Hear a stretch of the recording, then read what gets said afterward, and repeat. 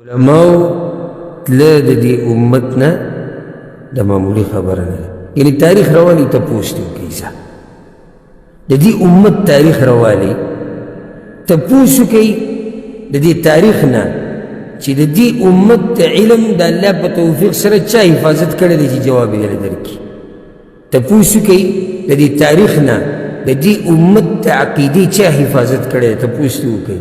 تپوس وکړئ د دې تاریخ نه چې د دې پیغمبر صلی الله علیه وسلم د حدیثونو دفاع چا کړې ده د تپوس دې وکړئ. د دنیا والو ته خو صرف دا ښکاري چې شیخ صاحب او مولوي صاحب سپینې جامې اچولي دي او خبره ختمه شوه. ته د څه نه رایې خبرې مړه د هغه وخت نه واله د اوسه پورې الله سبحانه وتعالی د دې دین حفاظت کې دا خو موږ ته پته ده، خو حفاظت یې په سړو باندې کوي. حفاظت یې په سړو کوي. هغه سړي څوک دي؟ علما دي. اوس یو داسې سړی د دې امت نه کمیږي چې الله په هغه باندې د دین حفاظت کوي، دا به نقصان خبره نه دا به د غم او د خفګان خبره نه. الله لنډه خبره کړې ده سبحان الله.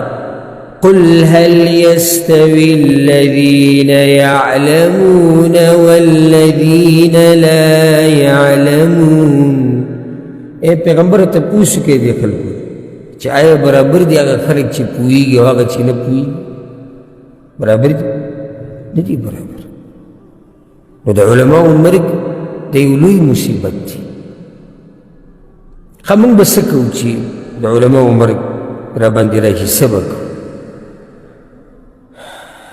دلته یو څو خبرې د علماو د مرګ نه مختصر ځکه چې وخت لږ پاتې ده. اولنۍ خبره هغه ده زموږ دپاره دا اولنۍ خبره چې د دې علماو قدر او احترام وکړئ.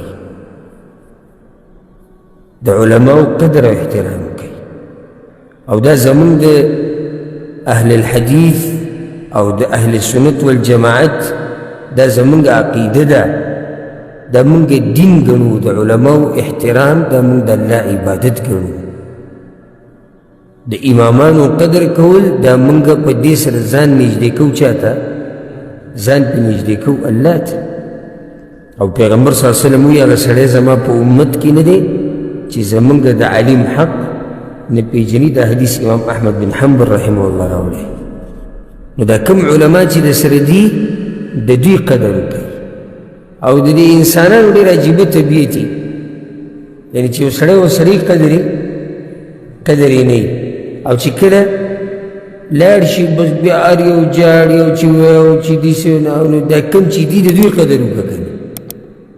کنه صرف به ته په هغه پسې جاړې او په هغه پسې به جاړې او په هغې کې به دا بل هم لاړ شي او بیا به دا بل هم لاړ شي. نو کې بس